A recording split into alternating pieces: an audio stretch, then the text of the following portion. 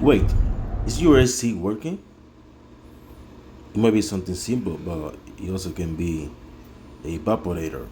Warm air coming from the vent, chemical smell, and hissing noise, and refrigerant oil coming from the drain tube are the most common symptoms for a leaky evaporator.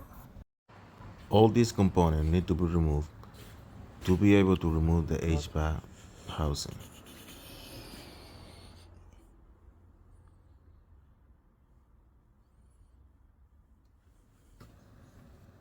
This is the drain tube right here.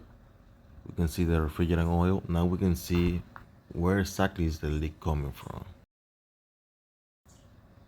And here we got a new one. Now it's time to install everything back together. Subscribe for more.